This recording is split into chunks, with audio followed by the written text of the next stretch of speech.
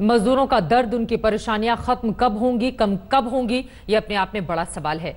वहीं आगे बढ़ते हुए अब आपके लिए जरूरी खबर, नजर देश के कोरोना मीटर पर। तमाम हिदायतों और नियमों के बावजूद मरीजों का आंकड़ा यानी कि संक्रमित कोरोना मरीजों की तादाद 1 लाख को पार कर चुकी है, जो देश के लिए परेशानी का सबब है। एक एक करके आपको बता देते हैं। हालांकि अच्छी खबर इन सबके बीच ये है कि ठीक यानी कि इलाज के बाद ठीक होने वालों की भी एक बड़ी तादाद है। जल्दी से आपको बता देते हैं कि मौजूदा वक्त में इस वक्त आंकड़ा क्या कहता है। कोरोना के कुल केस 1 लाख को पार कर चुके हैं। ये परेशानी का सबब बना हुआ है। देखिए सबसे ऊपर आपको दिखा रहे हैं 1,01,139 केस अब तक का ये बड़ा आंकड़ा है, जबकि ठीक होने वाली लोगों की तादाद 39,174 है, जो अच्छी खबर है। जबकि 3,163 लोगों की मौत भी इस कोरोना के कारण अब तक हो चुकी है। राज्यों की अगर हम बात करें तो महाराष्ट्र सबसे ज्यादा परेशान, 35,000 के आंकड़े को पार कर चुका है। 8,000 से ज्यादा लोग ठीक भी हुए हैं, जबकि वहां पर 1,239 लोगों की मौत हो चुकी है। महाराष्ट्र में सबसे ज्यादा परेशानी। उसके बाद बारी आती है गुजरात की। 11,746 केस, 4,804 ठीक हुए हैं। 694 लोगों की जान गई है गुजरात में। महाराष्ट्र गुजरात की बात राजधानी दिल्ली की। तीसरे नंबर पर इसका आंकड़ा 10,054 कुल केस है। राजधानी दिल्ली में 4,750 ठीक हुए हैं। 168 लोगों की मौत हुई है राजधानी दिल्ली में। तमिलनाडु में 11,760 केस सामने आए हैं। 4,406 लोग ठीक होने में भी उन्हें कामयाबी मिली है। जबकि राजस्थान में 5,000 से ज्यादा मामले, 5,507 केस, 3,218 ठीक हुए हैं। 138 लोगों की जान गई है राजस्थान में। मध्य प्रदेश 5,236 कुल केस, 2,435 ठीक हुए हैं। 252 लोगों की जान गई है। तो ये मध्य प्रदेश का आंकड़ा। कुल मिलाकर अगर आप अलग अलग राज्यों की बात कर रहे हैं तो आपने देखा सबसे ज्यादा परेशानी का सबब बना हुआ है महाराष्ट्र के लिए। उसके बाद गुजरात की बारी आती है। राजधानी दिल्ली में भी वही स्थिति, और बाकी दूसरे राज्यों के लिए भी, कम से कम राजस्थान और मध्य प्रदेश के लिए भी अच्छी खबर सामने निकलकर नहीं आ रही है। लेकिन अगर आगे बढ़ते हुए गुजरात की हम बात कर लें तो गुजरात में अब कोरोना टेस्टिंग को लेकर राजनीति गर्मा गई है। गुजरात कांग्रेस ने आरोप लगाया है कि गुजरात में कोरोना पॉजिटिव के आंकड़ों को छिपाने के लिए टेस्टिंग कम की जा रही है।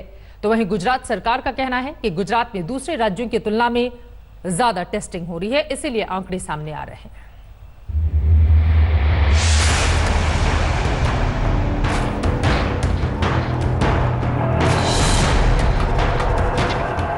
महाराष्ट्र के बाद गुजरात में कोरोना का संक्रमण चक्र लगातार तेजी से फैल रहा है।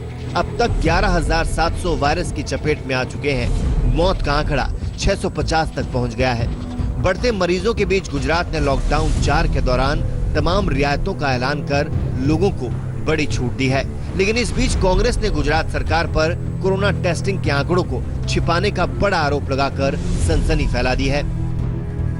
गुजरात में कोरोना के खिलाफ लड़ते वक्त एक राजनीति चली कि नहीं, कोरोना को छुपाओ, टेस्ट कम करो, ताकि देश में, क्योंकि देश में नंबर 2 पे गुजरात आ गया कोरोना पॉजिटिव में, और अहमदाबाद में परसेंटेज ऑफ डेथ 6%।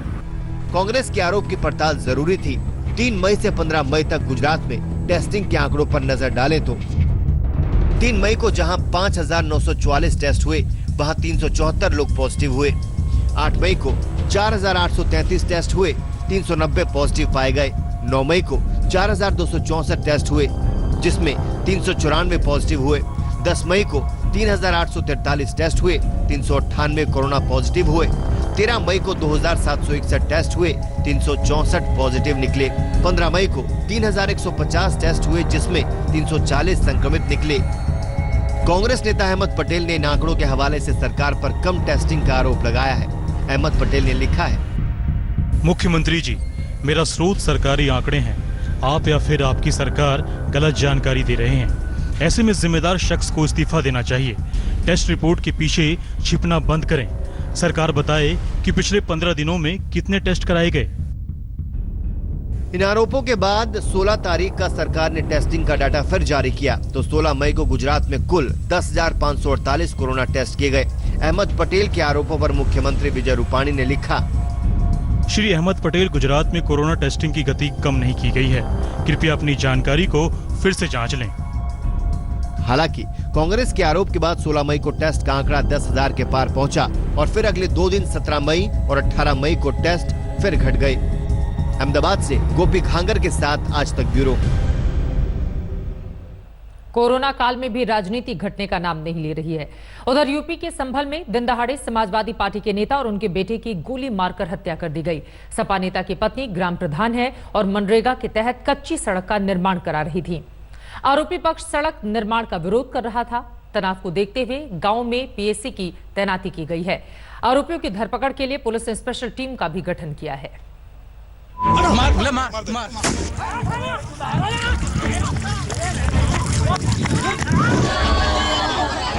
संभल के समसोई गांव में दिन दहाड़े दबंगों ने ऐसा खूनी खेल खेला जिसे देखकर आपकी भी रूह कांप जाएगी।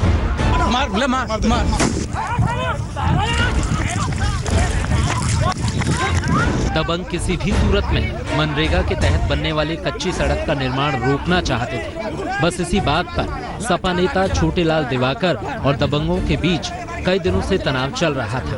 मंगलवार का दिन सपा नेता और उनके परिवार के लिए बेहद अमंगल साबित हुआ।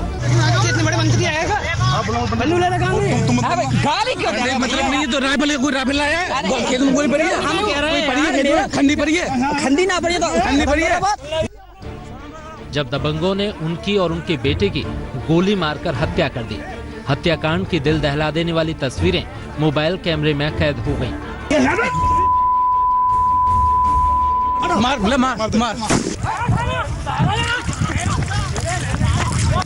पुलिस ने आरोपियों की धरपकड़ के लिए स्पेशल टीम गठित की है। कई लोगों को हिरासत में लिया गया है, लेकिन मुख्य आरोपी अब भी पुलिस की पकड़ से दूर है।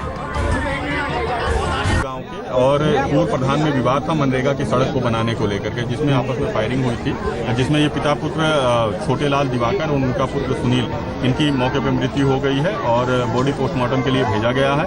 और यहाँ पे FIR लिखी जा रही है तहरीर लेकर के। कुछ लोगों को हमने हिरासत में लिया है और अभी घटना का जल्द से जल्द खुलासा करेंगे। 3 टीमें बनाई गई है इसमें और सारा पुलिस बल इसमें लगाया गया है। समाजवादी पार्टी ने संभल में सपा नेता और उनके बेटे की हत्या पर कड़ी प्रतिक्रिया व्यक्त करते हुए सरकार से फौरन आरोपियों को गिरफ्तार कर न्याय दिलाने की गुहार लगाई। अनूप कुमार, संभल, आज तक।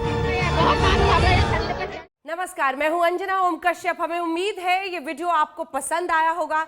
लेटेस्ट खबरों के लिए यूं ही देखते रहिए आज तक और इस वीडियो के पसंद आने पर लाइक, शेयर एंड सब्सक्राइब करना ना भूलें।